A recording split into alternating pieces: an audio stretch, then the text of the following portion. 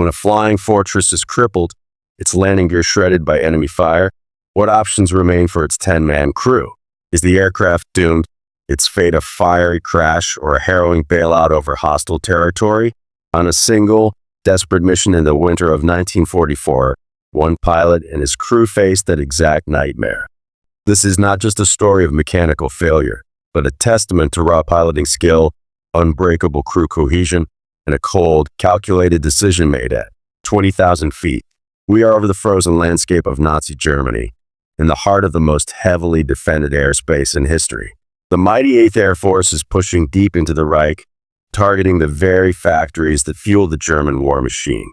And aboard a specific B-17G, serial number 4338109, nicknamed Snap, Crackle, Pop. After the sounds of anti-aircraft fire, a battle for survival was just beginning. This is the story of when a B-17's wheels were shot off, and how one pilot made the impossible decision to land his 36-ton bomber on its belly. To understand the magnitude of this feat, we must first comprehend the sheer scale and peril of the strategic bombing campaign in early 1944. By February, the 8th Air Force, based across the pastoral fields of East Anglia, England, was finally achieving the muscle mass needed to strike at the heart of Germany in daylight. The target for February 20th, 1944, was part of what would become known as Big Week, a concentrated effort to cripple the German Luftwaffe by destroying its aircraft production facilities. The primary target for many groups that day, the German aircraft factories in and around the city of Leipzig. Assigned to this mission was the 91st Bombardment Group, Heavy, the Ragged Irregulars, based at RAF Bassingbourn. Among their aircraft was Snap, Crackle, Pop, a Boeing B-17G Flying Fortress, a late-model variant with a distinctive chin turret housing twin 50-caliber machine guns. Her pilot was First Lieutenant John Jack R. Morgan, a 23-year-old from Texas. His co-pilot was Second Lieutenant Robert Bob M. Campbell. In the glass nose was the Bombardier, Second Lieutenant James Jim H. Duffy. Manning the top turret was the flight engineer and top gunner, Technical Sergeant William Bill R.M.C. Laughlin. This crew was not a collection of greenhorns. They had already flown several missions into the teeth of German defenses, each flight a lesson in survival against determined and sophisticated enemy. The enemy they faced was a layered, lethal defense system. First, the Luftwaffe's interceptors, Focke-Wulf FW-190s and Messerschmitt Bf-109s, armed with cannons and machine guns capable of slashing through bomber formations at speeds exceeding 400 miles per hour. Then the Flak, Fliehdrabwerkanonen, the anti-aircraft artillery. By 1944, German flak units employed massive 88mm and 105mm guns firing time-fused shells that filled the sky with black, oily bursts of shrapnel. A single direct hit could vaporize a bomber. A near miss could pepper it with deadly fragments, severing control cables, rupturing fuel tanks, and, as we shall see, crippling critical systems. The mission to Leipzig would be a long one, nearly 7 hours round trip, taking the bomber stream over some of the most concentrated flak belts in Europe. For Lieutenant Morgan and his 9 comrades, the morning briefing outlined the threat with stark clarity. The weather was forecast to be clear over the target, good for bombing, but also perfect for the German fighters and flak gunners below. As they suited up in their electrically heated flight suits, checked their parachutes, and rode the truck out to their hard stand, the tension was a palpable, silent weight. Each man knew the statistics. The life expectancy of a heavy bomber crew in early 1944 was terrifyingly short. Today, their fortress would be put to the ultimate test.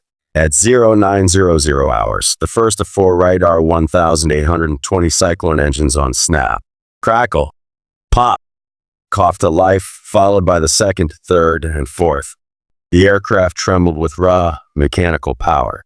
Following the lead aircraft of the 91st's formation, Morgan guided the heavy bomber onto the perimeter track and then onto the main runway.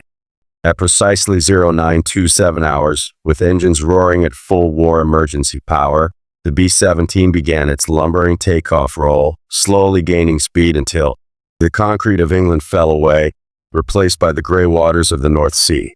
The formation assembled over the channel, a sprawling armada of aluminum and steel, hundreds of bombers stacking into combat boxes designed for mutual defensive fire.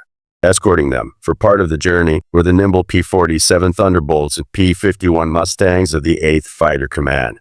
But the fighters had limited range. There would be stretches, particularly on the ingress to the target, where the bombers would be alone. The flight across the North Sea and into the Netherlands was tense but quiet. Crews scanned the empty skies, knowing the silence was deceptive. At the waist gun positions, Staff Sergeants John A. Mayhew and Stanley T. Kristock kept a vigilant watch, their breath fogging in the bitterly cold air that seeped into the fuselage. In the radio room, Technical Sergeant Roy G. Davison monitored the group frequency. In the tail, the most isolated position of all, Staff Sergeant Harold R. Givens sat hunched over his twin 50S, watching their wake shrink into the horizon. The ball turret gunner, Staff Sergeant George R. Williams, was curled in his plexiglass sphere beneath the aircraft, a vulnerable but vital set of eyes scanning the deadly area below. Crossing the Dutch coast, the first distant puffs of black smoke appeared, flak, inaccurate, and probing. The real ordeal began as they penetrated deeper into German airspace. By 1200 hours, as the formation approached the initial point for the bomb run on Leipzig, the German defenses erupted in full fury. The sky ahead seemed to solidify into a wall of black and gray smoke. Flak at 12 o'clock, heavy and accurate. Came a call over the interphone. Morgan tightened his grip on the yoke, his eyes fixed on the lead bomber. Holding station in the formation was their only protection. The aircraft began to buck and shudder as concussions from near misses rocked the airframe. The sound was a continuous, thunderous crump, crump, crump, like being inside a massive drum. Then the fighters came. Bandits, 11 o'clock high. Focke-Wulfs, shouted MC Laughlin from the top turret, his guns already tracking. A swarm of FW-190s dove through the formation, 20mm cannon shell stitching lines of red tracer through the bomber stream. The air filled with the deafening cacophony of over 150 caliber machine guns from the formation firing back, the smell of cordite seeping into the cabins. Snap, crackle, pop, shuddered as her guns joined the chorus. From the nose, Duffy called out adjustments.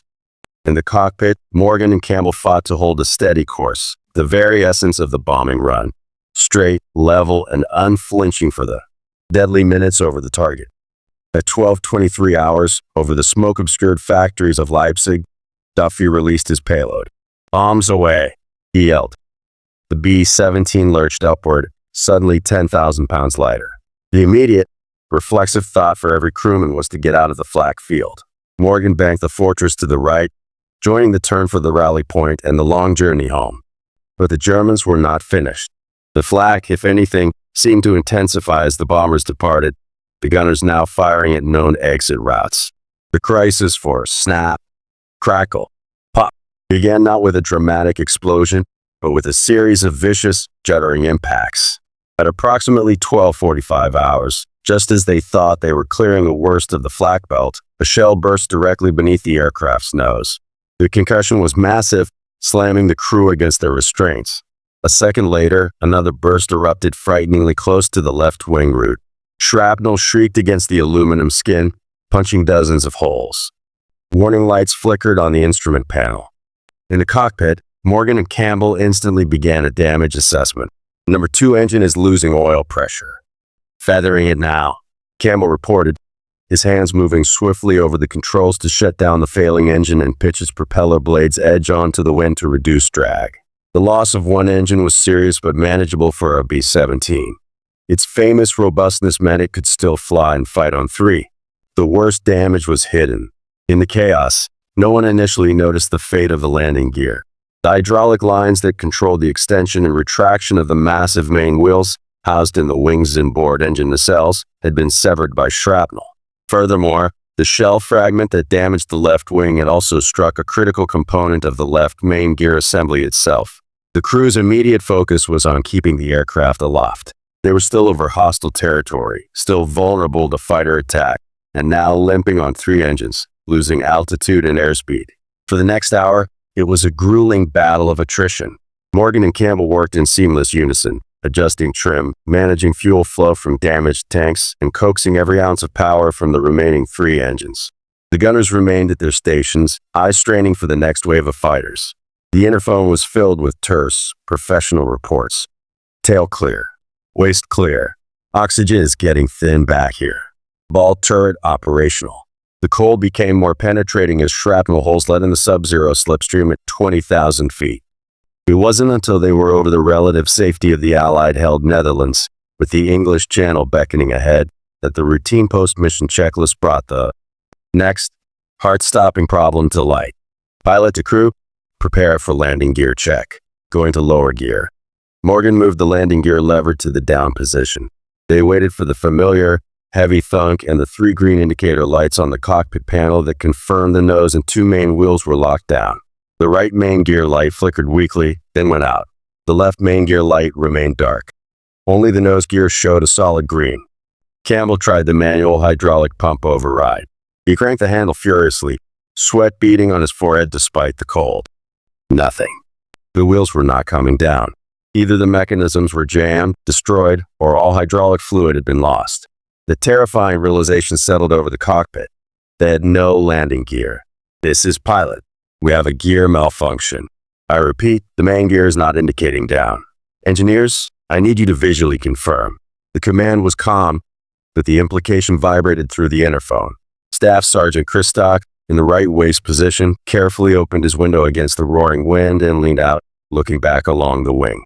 What he saw made his blood run colder than the outside air. Pilot, right waist, the right wheel. It's just gone. The doors are shredded. I can see the strut, but there's no wheel on it. It's been shot clean off. A moment later, a report from the left waist, Mayhew, confirmed the other side was just as bad. Left main gear is hanging down at a crazy angle, sir. The tire is in tatters, just ribbons. The strut looks bent. The damage was catastrophic.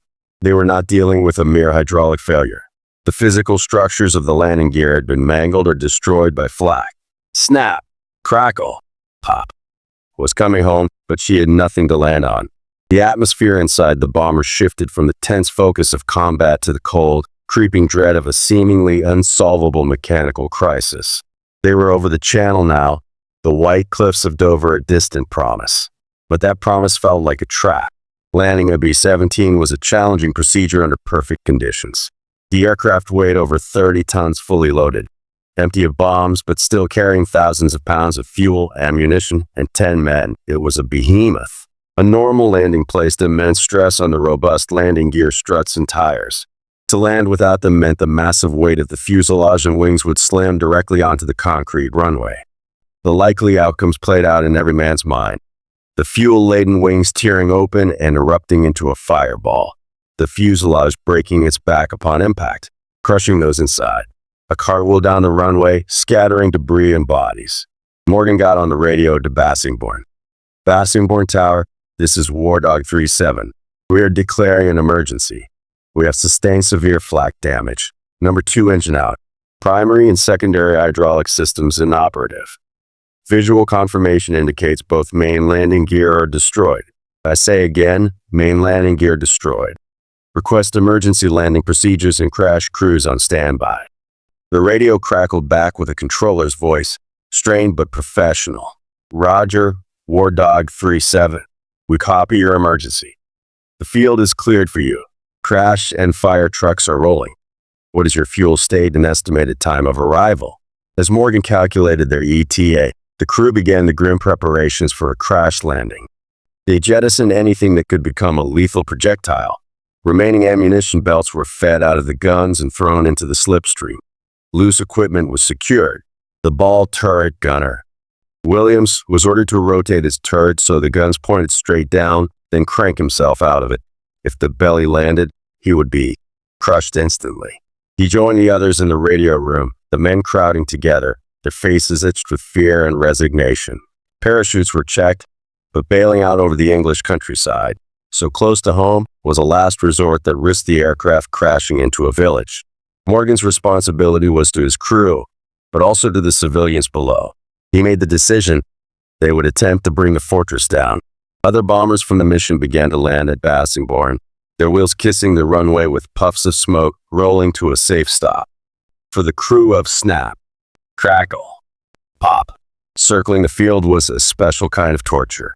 They watched safety normalcy just a few thousand feet below. The fuel gauges dipped lower. They couldn't stay airborne forever. On the ground, the base mobilized. Ambulances, fire trucks with foam and chemicals, and crash tenders arrayed themselves along the designated runway. Men who were moments before celebrating their own survival now looked skyward at their circling, wounded comrade, their faces grim. Word spread rapidly. The control tower was a hive of tense activity, offering gentle suggestions but ultimately leaving the final, terrible decision to the man in the crippled cockpit. Inside the bomber, Morgan and Campbell discussed their scan options. They could attempt to belly land on the grass infield, which might be softer but was riskier, more uneven, and could cause the aircraft to nose over. Or they could aim for the hard, smooth concrete of the main runway. Concrete offered a predictable surface, but the friction and lack of give were terrifying. It would be a controlled demolition. Morgan, running through every scrap of his training and intuition, made a critical choice. "We'll take the concrete," he said to Campbell, his voice steady. "We need a straight, long slide. The grass could trip us. Tell the men to brace for a belly landing on runway 27. We'll ditch everything we can to reduce weight."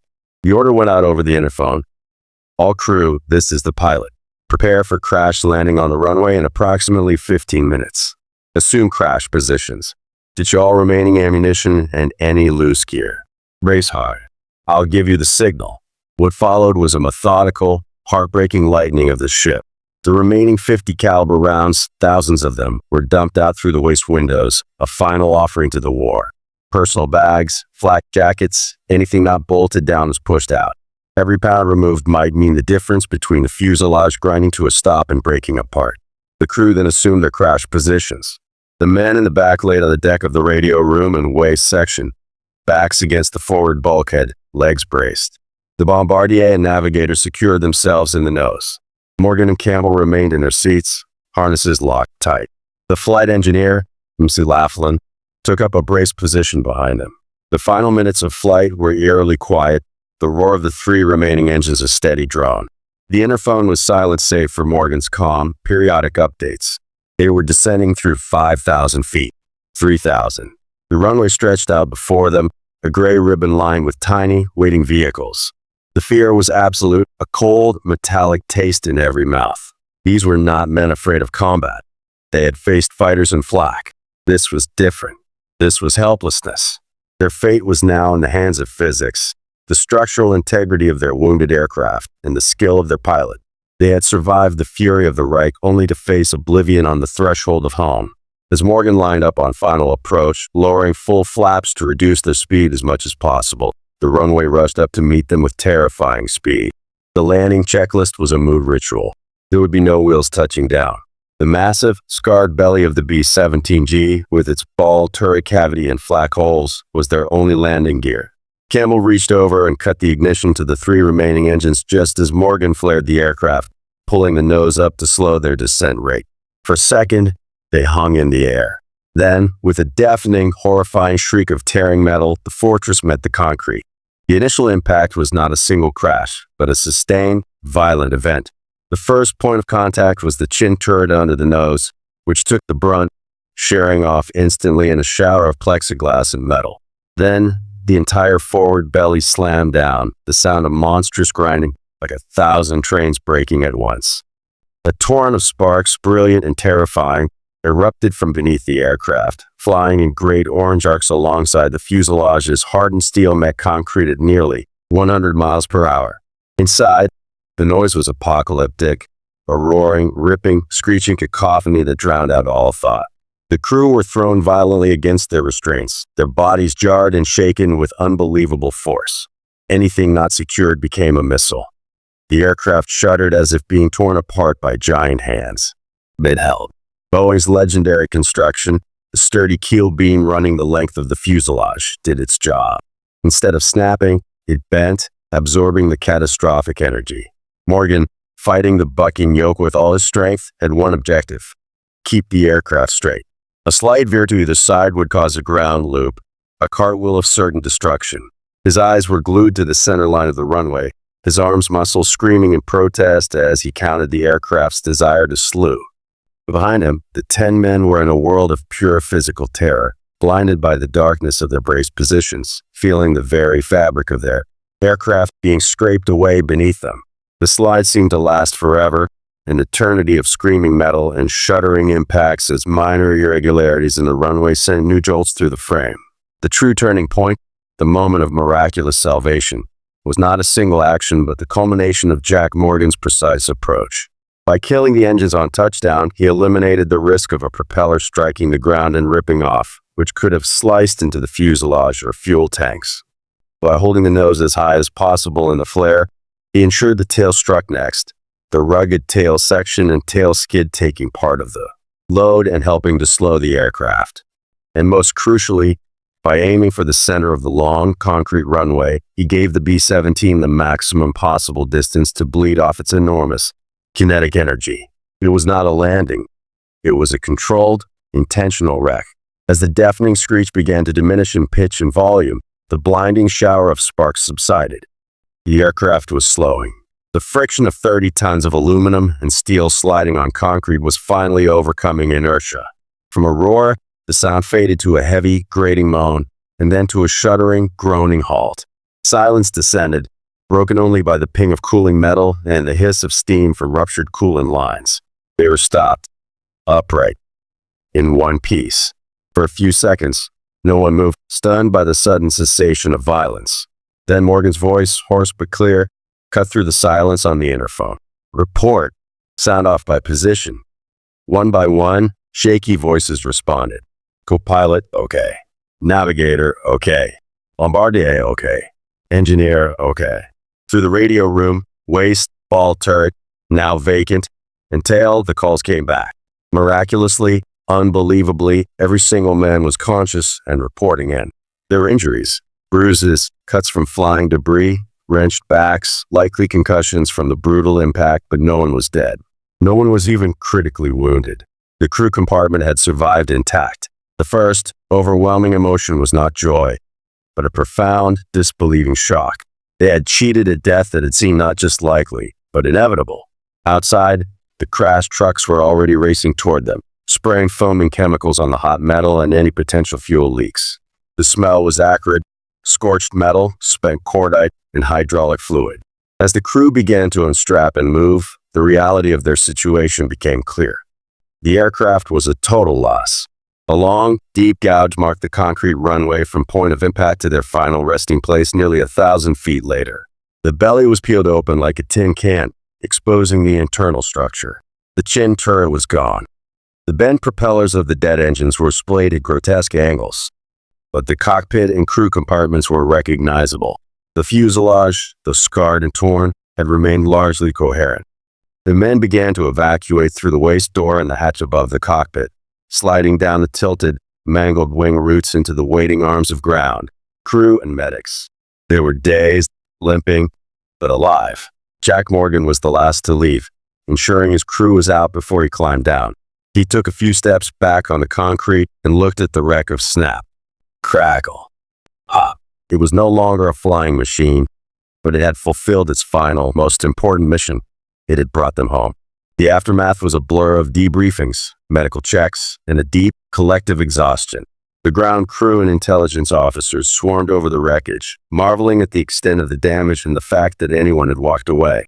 The mission to Leipzig had been costly for the 91st Bomb Group and the 8th Air Force as a whole, but the story of Snap, Crackle, Pop, and her crew quickly spread through Bassingbourn and beyond.